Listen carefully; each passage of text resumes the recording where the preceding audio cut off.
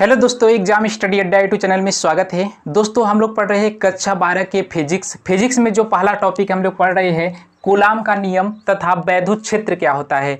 दोस्तों इसके पिछले वीडियो में हम लोग कूलाम के नियम को पढ़ चुके हैं, साथ ही साथ एप्सिलॉन नॉट का आंकिक मान उसका मात्रक कैसे निकाला जाता है और एप्सिलॉन नॉट का बीमी सूत्र कैसे निकाला जाता है।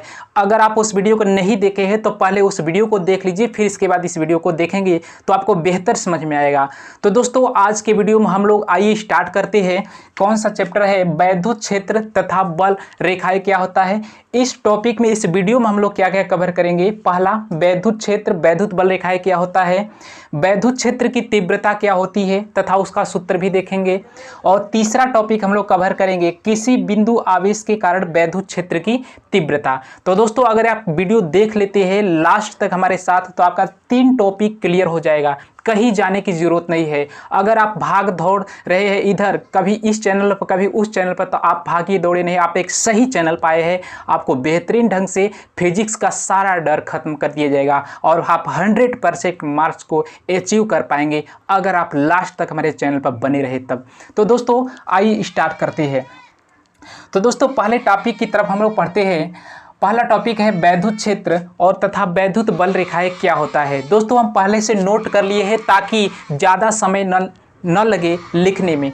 तो दोस्तों आइए जानते हैं वैद्युत क्षेत्र तथा वैद्युत बल रेखाएं क्या होता है। जो किसी वैद्युत आवेश अथवा वैद्युत आवेश समुदाय के चारों ओर वह क्षेत्र जिसमें कोई अन्य आवेश आकर्षण अथवा प्रतिकर्षण बल का अनुभव करता है वैद्युत क्षेत्र अथवा वैद्युत बल क्षेत्र कहलाता है। दोस्तों कहने का अर्थ यह है कि वैद्युत क्षेत्र के चारों ओर वह ऐसा क्षेत्र होगा। जैसे दोस्तों वैद्युत क्षेत्र क्या होता है, जैसे कोई आवेश, यानी जैसे हम सबसे एक सिंपल तरीका से समझ सकते हैं। जैसे चुंबक है, चुंबक को अगर हम रख देंगे, अगर यहाँ पर चुंबक को रख देंगे तो इसके आसपास कोई अन्य चुंबक को लाएंगे तो इसमें या तो आकर्षण करेगा या तो प्रतिकर्षण करेगा और जितने एरिया में इसका जो प्रभाव होगा उसको कहेंगे चुंबकीय क्षेत्र। उसी तरह से दोस्तों वैद्युत क्षेत्र में भी होता है। वैद्युत क्षेत्र में क्या होता है ये देख लेते हैं। वैद्युत क्षेत्र में दोस्तों कोई आवेश रखा रहेगा, उस आवेश के कारण, यानी कि दोस्तों अगर प्लस Q1 आवेश है तो इस प्लस Q1 आवेश के कारण इसके आसपास क्या उत्पन्न होगा, वैद्युत क्षेत्र होगा। तो अगर इसके आसपास कोई दूसरा आवेश लेकर के आएंगे, जैसे दूसरा Q2 आवेश इसके आसपास लाएंगे तो क्या करेगा, यह आवेश इसके साथ व्यवहार प्रदर्शित करेगा। या तो अगर यह प्लस है यह भी प्लस है तो इसको क्या करेगा, यह प्रतिकर्षित करेगा, दूर भेजने का काम करेगा। या तो ऐसा भी हो सकता है जो आ रहा है आवेश वह माइनस आवेश हो। तो माइनस आवेश में दोस्तों हम जानते हैं कि जो विपरीत आवेश होता है दोनों एक दूसरे को क्या करते हैं, आकर्षित करते हैं। तो यानी कि दोस्तों जो वैद्युत क्षेत्र होता है उसको हम डिफाइन कर सकते हैं, किसी वैद्युत आवेश अथवा आवेश समुदाय के चारों ओर वह क्षेत्र जिसमें कोई अन्य आवेश आकर्षण अथवा प्रतिकर्षण बल का अनुभव करता है उसे वैद्युत क्षेत्र अथवा वैद्युत बल रेखा कहलाता है। तो दोस्तों जैसे हम जान लेते हैं, आइए सबसे पहले समझते हैं प्लस Q1 और Q2 आवेश। यानी कि दोस्तों अगर मान लेते हैं प्लस आवेश होता है तो दोस्तों अगर प्लस आवेश कहीं पर रखा गया है तो प्लस आवेश से वैद्युत जो बल रेखाएं होती है, यानी कि अपार मात्रा में वैद्युत बल रेखाएं इधर उधर निकली रहती है। तो दोस्तों वैद्युत जो बल रेखाएं होती है प्लस आवेश से दूर जाती है, यानी कि इसका इस तरह से हम बना सकते हैं, वैद्युत बल रेखाएं प्लस आवेश से क्या होती है, दूर जाती है। और दोस्तों अगर माइनस Q आवेश है तो क्या होगा, एक वैद्युत बल रेखा अंदर की तरफ होगा। इसका यूज अभी आगे होने वाला है, आप समझते चलिए एक एक टॉपिक को। वैद्युत बल रेखा है क्या होगा, अंदर की तरफ होगा। तो दोस्तों इसमें याद आपको रखना है, अगर प्लस Q आवेश होगा तो वैद्युत बल रेखाएं बाहर की तरफ होगा, अगर माइनस Q आवेश है तो वैद्युत बल रेखाएं अंदर की तरफ होगा। तो दोस्तों अब आइए नेक्स्ट टॉपिक देखते हैं, वैद्युत बल रेखाओं के गुण क्या होता है, feature of electric lines of force क्या होता है। दोस्तों यहाँ से भी एग्जाम में बहुत बार प्रश्न पूछा जाता है। तो दोस्तों पहला है कि ये रेखाएं धन आवेश से चलकर ऋण आवेश पर समाप्त होती है। यानी कि दोस्तों जो वैद्युत बल रेखाएं होती है धन आवेश से चलती है। यहाँ पर डायग्राम को हम खींच चुके हैं, यहाँ पर प्लस आवेश है तो यह जो रेखाएं होती है कहाँ से चलती है, धन सिरे से ऋण सिरे की तरफ चलती है। यानी कि धन सिरे पर प्रारंभ होगी और कहाँ पर समाप्त होगी, ऋण सिरे पर। इसी तरह से यहाँ से धन सिरे पर जा रही है, ऋण सिरे पर समाप्त हो रही है। तो पहला इसका गुण यही होगा कि जो वैद्युत बल रेखाएं होती है धन आवेश से चल करके ऋण आवेश पर क्या होती है, समाप्त होती है। और दूसरा नंबर है कि बल रेखा किसी भी बिंदु पर खींची गई स्पर्श रेखा उस बिंदु पर धन आवेश पर लगने वाले बल की दिशा को प्रदर्शित करती है। यानी दोस्तों वैद्युत बल रेखा के किसी बिंदु पर, जैसे वैद्युत बल रेखा ही है, किसी बिंदु पर अगर एक स्पर्शी रेखा यहाँ से हम क्या करें, ड्रा करें, तो जो स्पर्शी रेखा है यह वैद्युत बल रेखा की दिशा को क्या करती है, प्रदर्शित करती है। यानी कि वैद्युत बल रेखा किधर लग रहा है, प्लस से माइनस की तरफ। यानी कि प्लस क्या करता है, प्लस से वैद्युत बल रेखाएं दूर जाता है और माइनस से वैद्युत बल रेखाएं अंदर की तरफ होता है, यानी कि प्लस से माइनस की तरफ जाता है। तो दूसरा पॉइंट यही कह रहा था कि जो बल रेखा होता है, किसी बल रेखा के किसी बिंदु पर खींची गई जो स्पर्श रेखा होती है उस बिंदु पर वैद्युत बल की दिशा को प्रदर्शित करती है। और तीसरा नंबर आइए देख लेते हैं। तीसरा नंबर है कोई भी दो बल रेखाएं परस्पर काट नहीं सकती है, क्योंकि कटान बिंदु पर दो स्पर्श रेखाएं खींची जा सकती है, जो कि असंभव है। यानी दोस्तों यहाँ से हम देख सकते हैं कि जो दो वैद्युत बल रेखाएं होती है कभी एक दूसरे को नहीं काटती। जैसे मान लेते हैं एक वैद्युत बल रेखा ए जा रही है और दूसरी वैद्युत बल रेखा ए है, तो दोनों अगर मान लेते हैं एक दूसरे को काटती है तो कटान बिंदु पर देखेंगे तो इस पहले वाली रेखा के लिए यहाँ पर एक स्पर्श रेखा हो जाएगा और दूसरी रेखा है, दूसरे के लिए भी एक स्पर्श रेखा यहाँ से हो जाएगा। तो दोस्तों वैद्युत बल रेखाएं केवल दिशा एक ही होती है, न कि दो होता है। यानी कि यहाँ से हम कह सकते हैं कि जो वैद्युत बल रेखाएं होती है कभी भी एक दूसरे को नहीं काटती है। क्यों नहीं काटती है, अगर मान लो काट देंगी तो वहाँ पर दो स्पर्श रेखाएं खींची जा सकती है, जो कि संभव नहीं है। तो दोस्तों इसमें कम से कम आपको वैद्युत बल रेखाओं के गुण में 3 याद रखना है कि जो वैद्युत बल रेखाएं होती है, पहला धन से शुरू होकर के ऋण आवेश पर समाप्त होती है, और दूसरा वैद्युत बल रेखाओं के किसी बिंदु पर खींची गई स्पर्श रेखा वैद्युत बल की दिशा को प्रदर्शित करती है, और तीसरा पॉइंट वैद्युत बल रेखाएं कभी भी एक दूसरे को नहीं काटती है, क्योंकि कटान बिंदु पर क्या होता है, दो स्पर्श रेखाएं नहीं खींची जा सकती है, जो कि क्या होगा, असंभव होगा। तो दोस्तों उम्मीद करते हैं आपको जितना कॉन्सेप्ट था समझ में आया होगा। जल्दी से स्क्रीनशॉट लीजिए, फिर नेक्स्ट टॉपिक की चर्चा करते हैं। अब दोस्तों आइए देखते हैं, नेक्स्ट टॉपिक है वैद्युत क्षेत्र की तीव्रता क्या होता है। तो दोस्तों जैसा कि हम जानते हैं कोई वैद्युत क्षेत्र में आवेश रखा है तो उसके अन्य आसपास कोई आवेश दूसरा लेकर के आते हैं, तो उस आवेश के साथ या तो प्रतिकर्षण बल का व्यवहार करता है या तो आकर्षण बल का व्यवहार करता है। तो दोस्तों वैद्युत क्षेत्र की तीव्रता क्या होता है, वैद्युत क्षेत्र में किसी परीक्षण आवेश पर लगने वाले बल तथा उस परीक्षण आवेश के अनुपात को वैद्युत क्षेत्र की तीव्रता कहते हैं। तो इसका परिभाषा हम लिख सकते हैं, किसी वैद्युत क्षेत्र में रखे परीक्षण आवेश पर लगने वाला बल, परीक्षण आवेश पर लगने वाला वैद्युत बल तथा परीक्षण आवेश के अनुपात को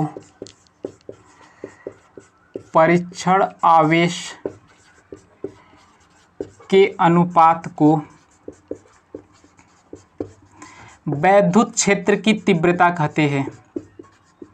वैद्युत क्षेत्र की तीव्रता कहते हैं।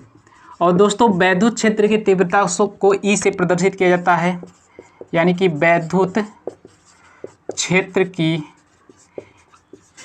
तीव्रता को कैपिटल ई से प्रदर्शित करते हैं। और दोस्तों वैद्युत क्षेत्र की तीव्रता क्या होता है, यह एक सदिश राशि होता है। तो दोस्तों इसका परिभाषा वैद्युत क्षेत्र की तीव्रता E बराबर क्या हो जाएगा, कोई वैद्युत क्षेत्र में आवेश रखा गया है, उस आवेश पर लगने वाला वैद्युत बल तथा उस परीक्षण आवेश के अनुपात को ही वैद्युत क्षेत्र की तीव्रता कहा जाता है। तो लगने वाला बल F है बट्टे क्या हो जाएगा Q0। और दोस्तों यह एक सदिश राशि है जो बल की दिशा एक सदिश को प्रदर्शित करेगा, तो E भी क्या हो जाएगा, सदिश। यानी कि दोस्तों यहाँ से हम लिख सकते हैं वेक्टर E बराबर वेक्टर F बट्टे Q0। और दोस्तों जो वैद्युत क्षेत्र की दिशा हम लोग जानते हैं क्या होता है, इसके लिए दिशा की जरूरत होती है। इसे प्लस से दूर वैद्युत बल दिखाया जाता है और माइनस से अंदर की तरफ होता है। तो वैद्युत क्षेत्र एक प्रकार की क्या है, सदिश राशि, जिसमें दिशा परिमाण के साथ साथ दिशा की आवश्यकता होती है, उसे क्या कहा जाता है, सदिश राशि कहा जाता है। तो वैद्युत क्षेत्र सदिश राशि होगा, तो उसके बीच जो बल लगेगा यह भी दिशा को बताएगा, तो यह भी वेक्टर क्वांटिटी होगा। तो आवेश भी हम कह सकते हैं क्या है, एक प्रकार की सदिश राशि है। तो दोस्तों यहाँ से अगर F बराबर निकालना चाहे वैद्युत बल या F बराबर, तो दोस्तों क्या हो जाएगा, Q इंटू ई हो जाएगा। F बराबर क्या हो जाएगा, वेक्टर में Q इंटू ई हो जाएगा, Q नॉट इंटू ई लिख सकते हैं। अब दोस्तों निकालते हैं वैद्युत क्षेत्र की तीव्रता का मात्रक क्या होता है। तो दोस्तों यहाँ से वैद्युत क्षेत्र की तीव्रता का मात्रक निकालते हैं। वैद्युत क्षेत्र की तीव्रता का मात्रक, तो दोस्तों ई का मात्रक निकालना है, तो यहाँ से बल का मात्रक बटे Q नॉट का मात्रक, यानी कि यहाँ से F का मात्रक, बल का मात्रक और Q नॉट का मात्रक। तो दोस्तों बल का मात्रक होता है न्यूटन और Q नॉट का मात्रक कूलाम होता है। तो वैद्युत क्षेत्र की तीव्रता का मात्रक क्या हो जाएगा, न्यूटन प्रति कूलाम हो जाएगा। अब आइए इसका बीमीय सूत्र निकालते हैं। वैद्युत क्षेत्र की तीव्रता का बीमीय सूत्र, वैद्युत क्षेत्र की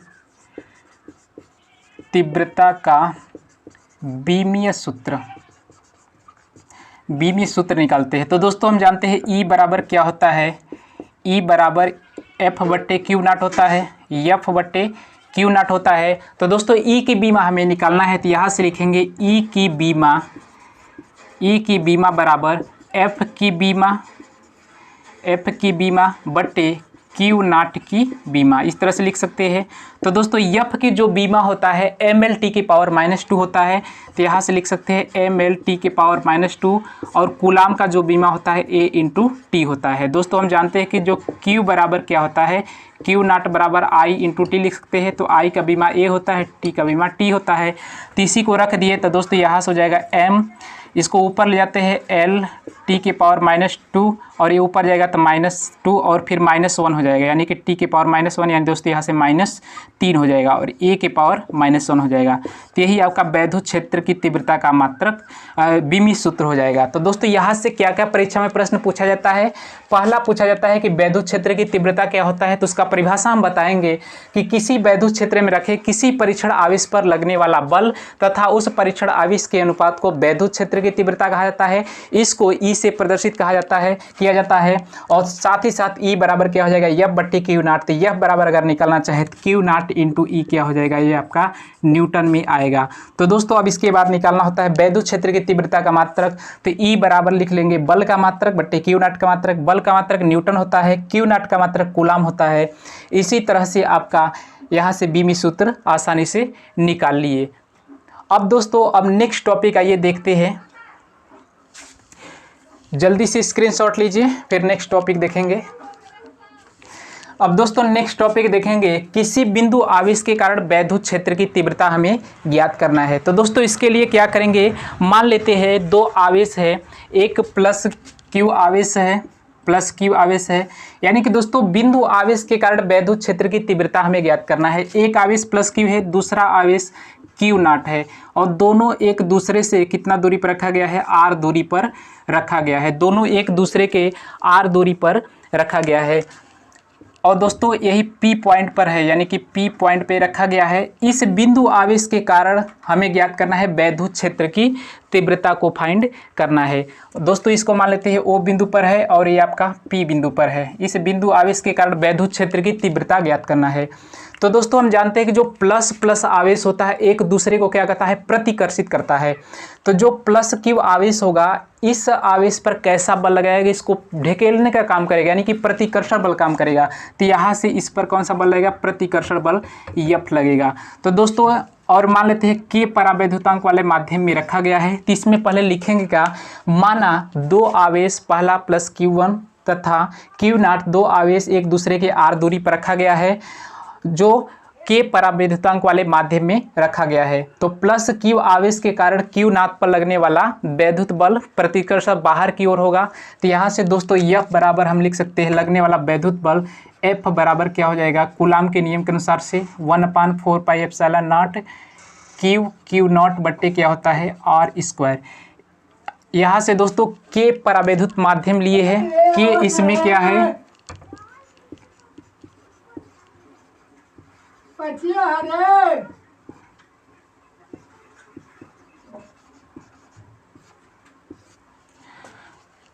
दोस्तों, इसमें जो आवेश रखा गया है के परावैद्युत माध्यम में रखा गया है। यहाँ से हम के यूज कर लेते हैं, इसको मान लेते हैं समीकरण नंबर 1।